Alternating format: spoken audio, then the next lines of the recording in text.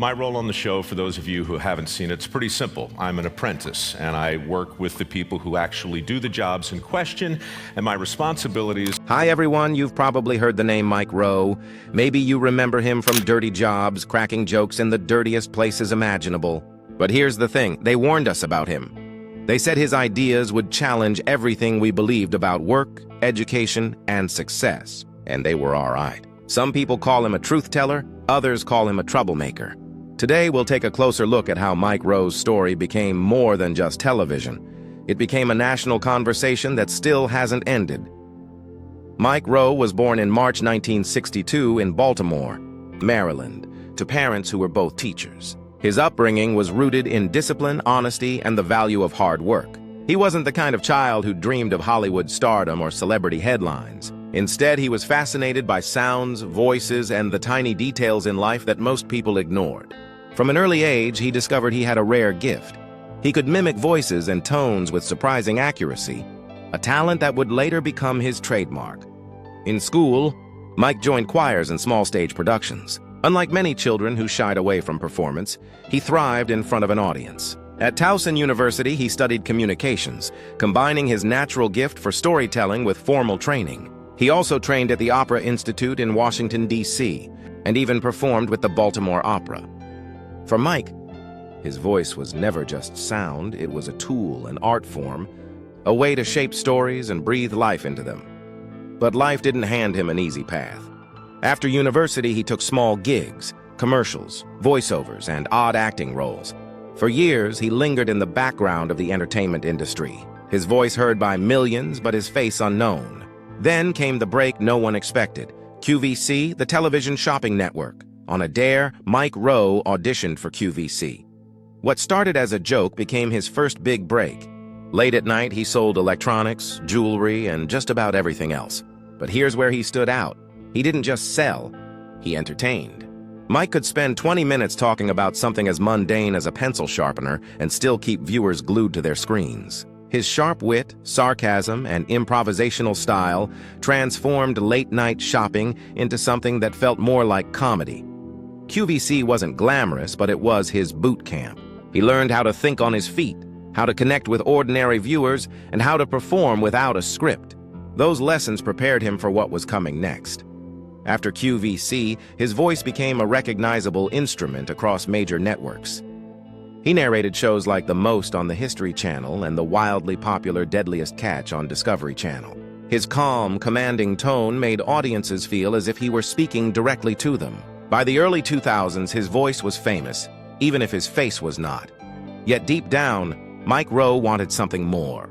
He didn't want to remain the invisible narrator. He wanted to step into the stories himself. That opportunity came when the Discovery Channel pitched him a concept unlike anything else. What if he worked side by side with everyday Americans in the dirtiest, toughest, and least glamorous jobs in the country? That idea became Dirty Jobs. The spark for Dirty Jobs actually began earlier, long before it became a hit television series. Mike Rowe was filming a small local segment when he visited a farmer named Gene. What was meant to be a simple story about agriculture quickly turned into something unforgettable when Gene casually asked Mike to help castrate lambs. It was messy, awkward, and deeply uncomfortable, certainly not the kind of footage most producers would have wanted. But it was also raw, unfiltered, and completely authentic. In that moment, Mike realized that real television didn't have to be polished to be powerful. That bizarre yet genuine experience planted the seed for what would eventually become Dirty Jobs. When the show finally took shape, its formula was refreshingly simple but quietly revolutionary. There were no scripts, no rehearsals, and no staged lines. It was just Mike Rowe, the workers, and the job at hand. Over the years, he stepped into some of the toughest and dirtiest environments imaginable, crawling through sewers, hauling trash, cleaning septic tanks, descending into coal mines, working in morgues, and even diving into shark-infested waters. But the true heart of the show was never just about grime or shock value. It was about people. Mike never mocked or belittled the workers. Instead, he listened to their stories, asked questions, and treated their work with respect. He highlighted the skill, toughness, and humor required to keep the world running behind the scenes. In doing so, Dirty Jobs showed millions of viewers that there is dignity in every task. no matter how unpleasant, and that society depends on hardworking individuals who rarely get recognition. Dirty Jobs wasn't just a hit show, it was a cultural shift. For the first time, everyday workers like plumbers, miners, and garbage collectors were celebrated on national television. It gave dignity to tough, overlooked jobs and reminded viewers that modern life depends on people willing to do the work most of us avoid. But as Mike Rowe's voice grew louder, so did his bold opinions. One of the biggest debates he stepped into was education. For decades, America preached a single path. Go to college, get a degree, and you'll succeed. Parents, teachers, and politicians all pushed that message. Meanwhile, trades like plumbing, welding, and construction were dismissed as second class. Mike Rowe pushed back. He argued that America didn't have a job shortage, it had a skills shortage. Through his Mike Rowe Works Foundation, he offered scholarships to trade schools, sparking national conversations about work, debt, and respect. To his supporters, he was finally telling the truth that no one else dared to say. To his critics, he was undermining higher education and oversimplifying a complex issue. Was he lifting trades up or putting college down? The debate was fiery and polarizing, and it showed that Mike Rowe wasn't afraid to touch nerves. Then came the pandemic. In early 2020, as COVID-19 swept across the world, governments shut down businesses, enforced strict rules, and urged people to stay home. But Mike Rowe looked at it from a different perspective. Having spent years alongside truckers, restaurant workers, and small business owners, he pointed out that the very people keeping America running were also the ones suffering most under the shutdowns.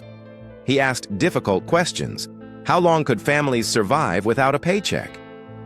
How would small businesses recover from being declared non-essential? Was the cure becoming worse than the disease? Supporters praised him for voicing what many people were feeling. Critics accused him of downplaying the seriousness of the virus. His words were quickly pulled into the storm of America's political divide. Some painted him as a defender of freedom, others as reckless and irresponsible.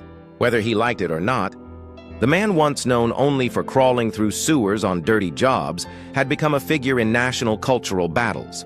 And that raises the question, is Mike Rowe a truth-teller or a troublemaker? To many, he is a truth-teller. He doesn't hide behind jargon or complicated theories. He speaks plainly about the dignity of work, the flaws in the education system, and the struggles of ordinary families. He doesn't shout, he simply asks questions that most people are too afraid to raise. Families drowning in student debt found hope in his words. Workers laid off during shutdowns felt seen when he spoke out. But to others, he's a troublemaker. They argue that he simplifies complicated problems, pits college against trades, and risks misleading people during moments of crisis. With his large platform, they say, comes responsibility, and sometimes his comments spark more division than solutions. What's fascinating is that Mike Rowe himself doesn't claim to be either. He often laughs at the idea of being a hero or a villain. In his words, he's just a guy who asks questions. But sometimes asking the right questions can be the most disruptive act of all. So where is Mike Rowe today? He hasn't faded into the background. His podcast, The Way I Heard It with Mike Rowe, continues to draw millions of listeners with short, thought-provoking stories. He still narrates shows like Deadliest Catch and How the Universe Works, keeping his iconic voice alive in living rooms across the country. His Mike Rowe Works Foundation continues awarding scholarships, visiting schools, and campaigning to restore respect to trade work. In his personal life, Mike Rowe remains private.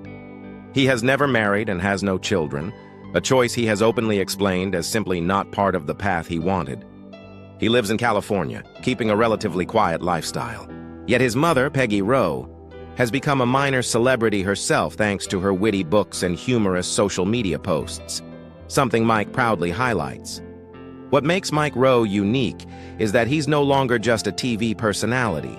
He's a steady voice shaping national conversations. He doesn't depend on flashy headlines or gossip. Instead, he focuses on persistence, consistency, and honesty. Thanks for sticking with us through the story of Mike Rowe, a man who's just as complex as the jobs he's known for. Whether you see him as a fearless truth-teller or a controversial troublemaker, one thing is certain. His voice has made us stop and think. And that's rare today. If this video made you pause, reflect, or even debate, then do us a favor. Hit that like button, share this video with friends, and subscribe for more powerful stories. Because sometimes the dirtiest job isn't just getting messy, it's uncovering the truth.